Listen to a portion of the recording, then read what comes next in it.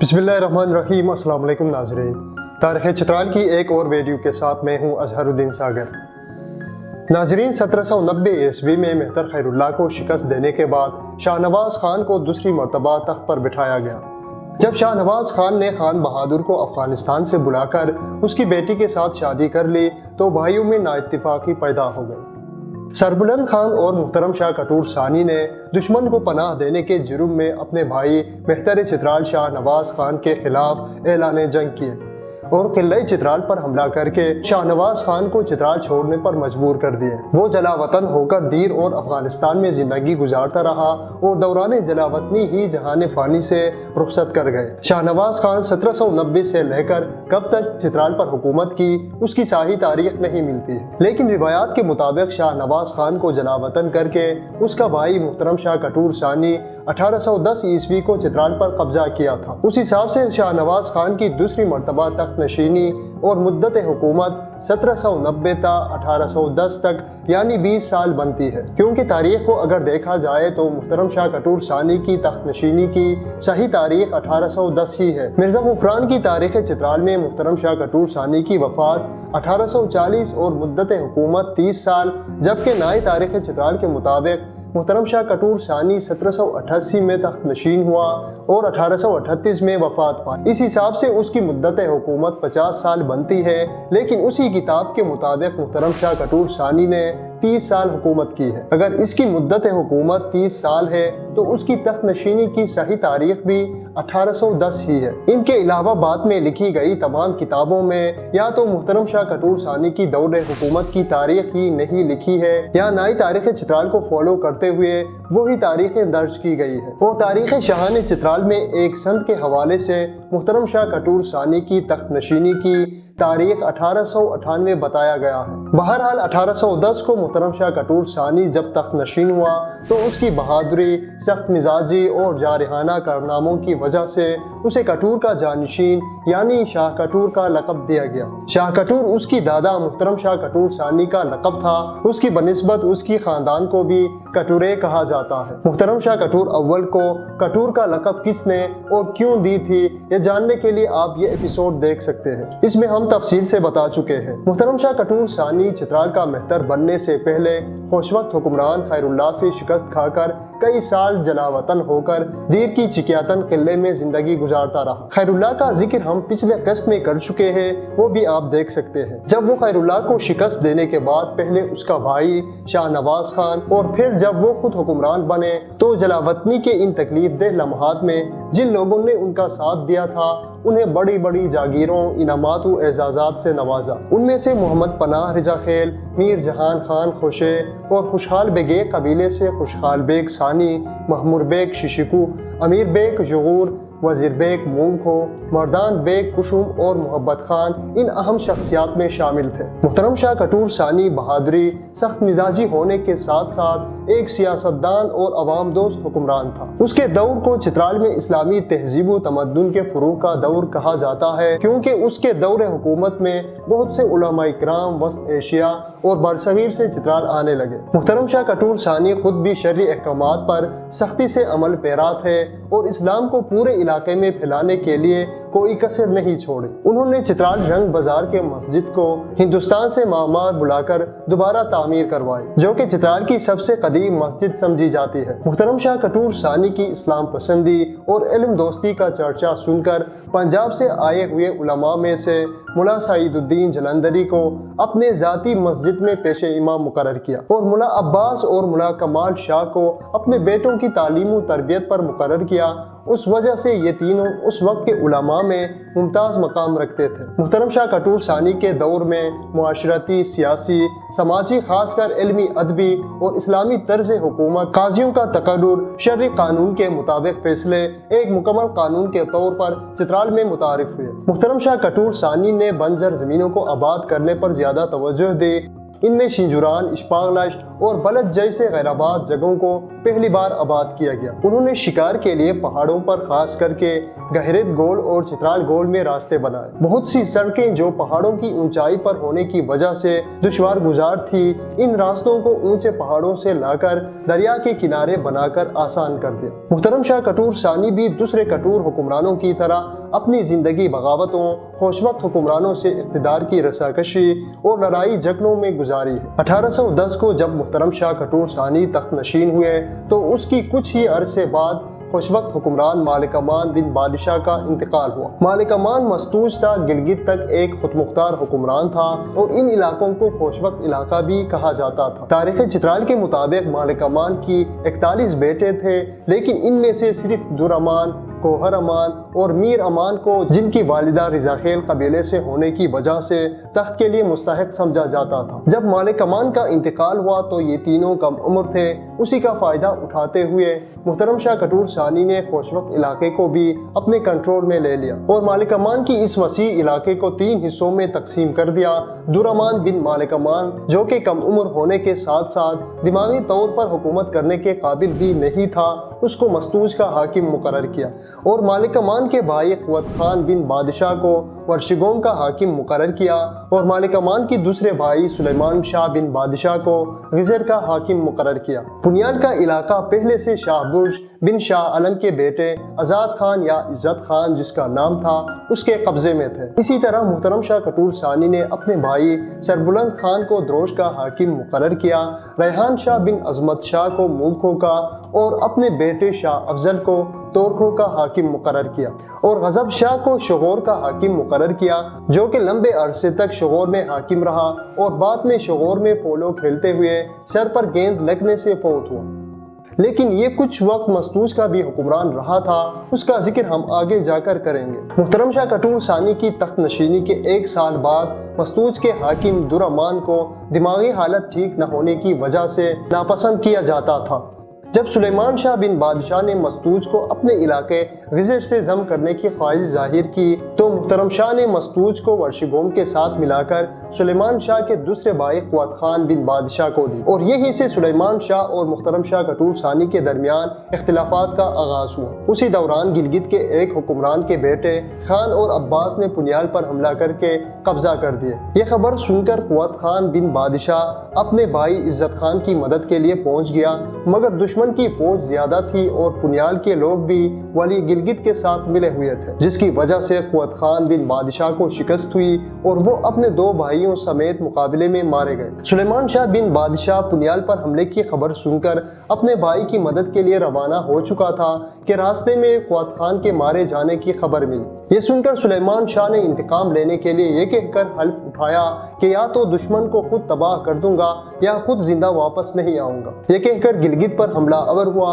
اور سخت مقابلے کے بعد گلگت کے حکمران خان اور عباس دونوں مارے گئے اور گلگت پر سلیمان شاہ کا قبضہ ہو گیا۔ منشی عزیز الدین کے مطابق سلیمان شاہ بن بادشاہ 5 سال گلگت میں رہنے کے بعد ولی نگر کو بھی شکست دے کر اس پر بھی قبضہ کیا تھا۔ محترم شاہ کٹور ثانی سلیمان شاہ کی بہادری اور ہمت کو دیکھتے ہوئے مستوج اور ورشگوم کے علاقے بھی جو اس کے بھائی قوت خان کے حکمرانی میں تھے اس کے حوالے کر دیے۔ اسی طرح سلیمان شاہ بن بادشاہ پورے خوش وقت علاقے یعنی مستوج تا گلگت کا واحد حکمران ہو گیا۔ کچھ عرصے تک یہ دونوں یعنی کٹور اور خوش وقت حکمران آپس میں اتفاق و اتحاد سے رہنے لگے، مگر بعد میں سلیمان شاہ اپنی بڑھتی ہوئی طاقت اور شہرت پر غرور کرتے ہوئے کٹورے علاقوں پر یہ کہہ کر دعویٰ کرنا شروع کر دیا کہ رئیسوں کو شکست دینے کے بعد جو ابتدائی تقسیم ہوئی تھی اس میں تورکھو بھی خوش وقت کا علاقہ تھا، لہٰذا تورکھو اسے واپس دیا جائے۔ جب دن بدن بغاوت کے آثار نمودار ہونے لگے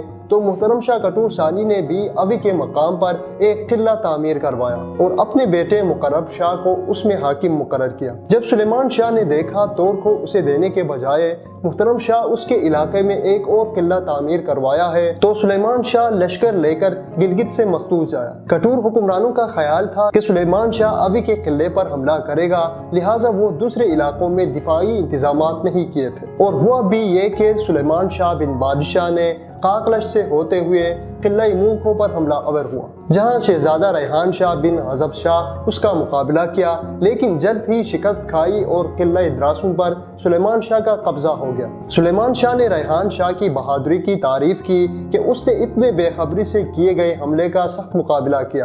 سلیمان شاہ نے شہزادہ ریحان شاہ کو قید کر کے قلعہ فاتح علی خان کو حوالہ کر کے خود تورکھو پر حملہ آور ہوا اور تورکھو کے قلعے کا محاصرہ کر لیا، جہاں محترم شاہ کٹور ثانی کا بیٹا شاہ افضل حکمران تھا۔ یہ خبر سن کر محترم شاہ دیر سے بھی لشکر لے کر تورکھو کی طرف روانہ ہو چکا تھا۔ جب سلیمان شاہ کو محترم شاہ کی آنے کی خبر ملی تو قلعے کا محاصرہ ختم کر کے حکم دیا کہ خود کے تمام باشندوں کو قید کر کے مستوج بھیجا جائے۔ جب محترم شاہ نے یہ سنا تو اپنے بیٹے مقرب شاہ کو خود کے باشندوں کو بچانے کے لیے ان کے پیچھے روانہ کر دیا۔ یہ شہزادہ ان قیدیوں کی جان بھی نہ بچا سکا اور خود بھی مقابلے میں مارا گیا۔ محترم شاہ کٹور ثانی قلعہ تورکھو میں پہنچ چکا تھا کہ بیٹے کی موت کی خبر بھی ان تک پہنچ گئی، تو محترم شاہ کٹور بیٹے کے مارے جانے پر اور مولکھو اور تورکھو پر سلیمان شاہ کے قبضے کو مد نظر رکھتے ہوئے جنگ بندی کا اعلان کیا اور صلح کے لیے اپنے مالکہ کو اس کے بھائی سلیمان شاہ کے پاس بھیج دیا۔ مالکہ کی کوششوں سے دونوں حکمرانوں میں ملاقاتیں ہوئے۔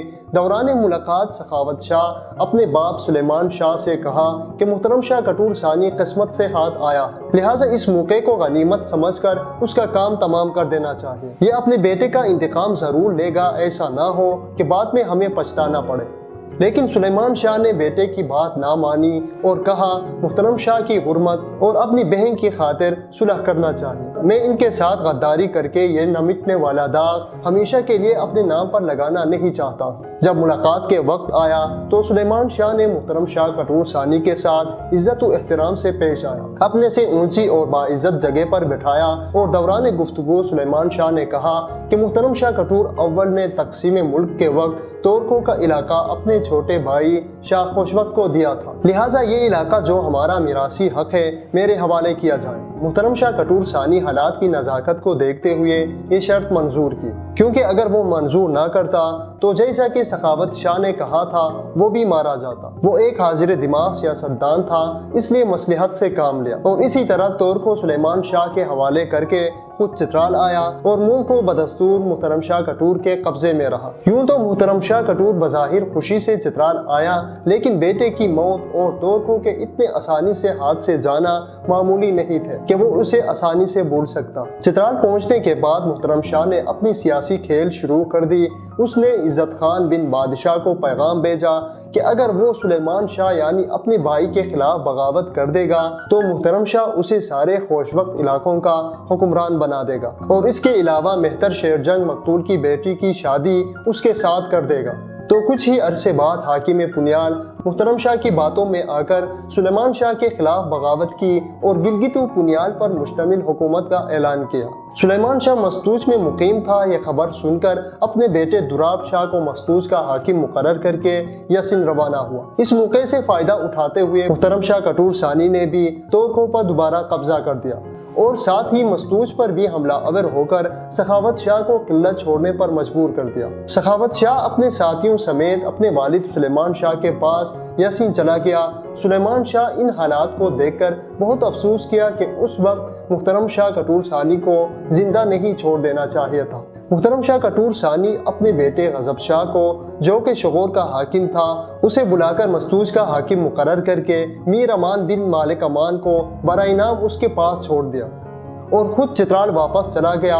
کچھ عرصے بعد سخاوت شاہ ایک چھاپہ مار مہم کے دوران جب لسپور میں داخل ہو گیا تو اتفاق سے شاہ افضل بن محترم شاہ اس علاقے میں اپنے ہمراہیوں سمیت موجود تھا، تو یہ دونوں لشکر ایک دوسرے پر حملہ آور ہوئے اور سخت مقابلے کے بعد سخاوت شاہ افضل کے ایک سردار مغل خان کے ہاتھوں زخمی ہوا اور مغل خان بھی اس کے ہاتھوں مارا گیا۔ سخاوت شاہ کو شدید زخمی حالات میں یسن لے جا رہے تھے کہ راستے میں ہی دم توڑ دیا۔ اس واقعے کے بعد سلیمان شاہ اور محترم شاہ کٹور کی اختلافات خاندانی دشمنی میں بدل گئی اور دونوں ایک دوسرے کے خلاف پے در پے کوششیں کرتے رہے۔ سلیمان شاہ بھی ایک ہوشیار اور طاقتور حکمران تھا اور اپنے بیٹے سخاوت شاہ کی ہلاکت کے بعد محترم شاہ کے خاتمے کا عزم کر چکا تھا اور محترم شاہ کٹور ثانی بھی جانتا تھا کہ سلیمان شاہ انتقام ضرور لے گا اور مستوج کے لوگ لوگ بھی سلیمان شاہ کے طرفدار تھے، اس لیے محترم شاہ نے عزت خان کو مدد فراہم کر کے ورشیگوم پر حملہ کروایا۔ عزت خان بے خبری میں ورشیگوم پر حملہ کر کے سلیمان شاہ کو گرفتار کر لیا اور پنیال میں لا کر قید کی اور گوہر امان بن مالک امان کو یسن کا حاکم مقرر کیا۔ اس کے کچھ ہی عرصے بعد مہتر سلیمان شاہ کو قتل کر دیا گیا۔ سلیمان شاہ خوش وقت حکمرانوں میں ایک ممتاز حیثیت رکھتا تھا، ایک معمولی گورنر کے عہدے سے ترقی کرتے ہوئے اپنے زور بازو اور ہمت و شجاعت سے چترال اور گلگت کی سیاست میں چھایا رہا۔ مستوج اور تورخو سے لے کر گلگت تک حکومت کی اور اپنی زندگی کے آخری ایام تک گلگت پر کشمیر کے سکھ راجاؤں کی حملے کو ناممکن بنا دیا۔ اس کی ہمت و شجاعت کی اہمیت اس بات سے بھی لگایا جا سکتا ہے کہ وہ گلگت سے کشمیر پر حملہ کرنے کا عزم کر چکا تھا۔ جب سید احمد شہید بریلوی نے سکھوں کے خلاف جہاد میں شرکت کرنے کی دعوت دی تو سلیمان شاہ نے یہ دعوت بخوشی قبول کی اور وہ کشمیر پر حملے کی تیاری بھی کر رہا تھا۔ سلیمان شاہ کی گلگت پر قبضہ اور پھر کشمیر کے سکھوں کو دمکانے اور ان کی پیش قدمی کو روکنے کی وجہ سے وہ شمالی ہند میں بھی شہرت کا مالک ہو گیا تھا اور اس کا ذکر تاریخی مجاہدین میں بھی ملتا ہے۔ سلیمان شاہ جنگی حکمت عملی، طاقت اور جرأت و ہمت میں بے مثال تھا اور جنگ کے میدان میں اس کا پلہ ہمیشہ بھاری رہتا تھا۔ اس وجہ سے اندرونی سازشوں اور بغاوتوں کے ذریعے اسے کمزور کر دیا گیا اور اس کے اپنے چچا زاد بھائی عزت خان بن شاہ برج محترم شاہ کی سیاسی کھیل کا شکار ہو کر اس کے خلاف اعلان جنگ کی اور اسے بے دردی سے قتل کیا۔ سلیمان شاہ بن بادشاہ کے 3 بیٹے تھے جن کے نام سخاوت شاہ، بادشاہ ثانی اور عظمت شاہ تھے۔ سلیمان شاہ کو قتل کروانے کے بعد محترم شاہ کٹور ثانی نے مالک امان کے بیٹے میر امان کو مستوج یسن کا حاکم مقرر کیا اور یہ خوش وقت شہزادہ محترم شاہ کٹور ثانی کی زیر سایہ حکومت کر رہا تھا اور یوں چترال سمیت گلگت تک سارا خوش وقت علاقہ محترم شاہ کٹور ثانی کے قبضے میں آ گیا۔ اس کی دور حکومت کا زیادہ حصہ اسی خوش وقت حکمران کے ساتھ جنگوں میں گزرا۔ محترم شاہ کٹور ثانی کا شمار بھی چترال کے چند مشہور ترین کٹور حکمرانوں میں ہوتا ہے۔ تاریخ چترال کے مطابق اس نے اپنے ہاتھوں سے 72 لوگوں کو قتل کیا تھا جن میں مشہور خوش وقت حکمران خیر اللہ بھی شامل تھا۔ محترم شاہ کٹور ثانی ملک کے دفاع اور اثر پذیر حکمت عملی کے مالک ہونے کی وجہ سے ان کے عہد کے واقعات میں ولی بدخشان کو ان کی بدعہدی پر سزا دینا، خان ولی دیر کو شکست دے کر تخت کے اصل وارث غزن خان کو دیر کی تخت پر بٹھانا، یعنی ہمسایہ علاقوں میں جہاں کہیں کسی حکمران سے اپنے رعایا یا تخت کے اصل وارثوں کے ساتھ زیادتی دیکھتے تو ظالم حکمرانوں پر حملہ کر کے مظلوموں کو ان کا حق دلوا دیتا۔ اسی طرح محترم شاہ کٹور ثانی چترال پر 30 سال حکومت کرنے کے بعد 1838 میں جہان فانی سے رخصت کر گئے۔ اس کے 12 بیٹے اور 5 بیٹیاں تھیں جن میں شاہ افضل ثانی مشہور ہوا اور محترم شاہ کٹور ثانی کے انتقال کے بعد اپنے دوسرے بھائیوں کے اتفاق سے شاہ افضل کو تخت پر بٹھایا گیا۔ شاہ افضل 1838 تا 1856 تک یعنی 16 سال چترال پر حکومت کی۔ محترم شاہ کٹور ثانی کے انتقال کے بعد پہلے تو سارے بھائی اتفاق سے شاہ افضل کو مہتر چترال تسلیم کر لیا تھا، لیکن اس کے تخت نشینی کے کچھ ہی عرصے بعد اس کا ایک بھائی تجمل شاہ جو کہ دروش کا حاکم تھا بغاوت کی اور تخت کا دعوے دار ہونے لگا۔ کئی بار دروش سے چترال پر حملہ بھی کیا تھا لیکن اسے کامیابی حاصل نہ ہو سکی اور آخر کار شاہ افضل کے بیٹوں یعنی اپنے بھتیجوں کے ہاتھوں قتل ہوا۔ تجمل شاہ کے 3 بیٹے تھے جن کے نام مالک شاہ، تجمل شاہ اور سعید شاہ تھے۔ تجمل شاہ کے ساتھ ریحان شاہ بن عصمت شاہ کو بھی شاہ افضل نے قتل کروایا تھا۔ تاریخ چترال کے مطابق اس کے بیٹے میر افضل، شیر افضل، محترم شاہ ثالث اور امان الملک نے کئی بار افغانستان اور دیر سے فوجی امداد حاصل کر کے چترال پر حملہ آور ہوئے مگر ہر بار ناکام رہے۔ شاہ افضل کے دور حکومت بھی دوسرے کٹور حکمرانوں کی طرح اپنے بیٹوں، بھائیوں اور خوش وقت حکمران گوہر امان کے ساتھ جنگوں اور بغاوتوں میں ہی گزرا ہے۔ 16 سال حکومت کرنے کے بعد 1855 اور 56 کے درمیان بیماری کی وجہ سے وفات ہو گئے۔ شاہ افضل کے 9 بیٹے تھے اور اس کے انتقال کے بعد اس کا بیٹا محترم شاہ ثالث تخت نشین ہوئے۔ محترم شاہ ثالث کو سنگدلی، قتل و خونریزی کی وجہ سے عدم خور کہا جاتا تھا اور محترم شاہ ثالث چترال میں ناپسندیدہ حکمرانوں میں شمار ہوتا ہے۔ اس کے تخت نشینی کے 1 سال بعد ہی اس کا بھائی امان الملک جو کہ مولکھو کا گورنر تھا اس نے تخت چترال پر قبضہ کر دیا۔ امان الملک نے اپنے بھائی کو کیسے شکست دی اور کب تک چترال کا حکمران رہا اور اس کی طرز حکمرانی اور مدت حکومت ہم آپ کو تاریخ چترال کے اگلے ایپیسوڈ میں تفصیل سے بتائیں گے۔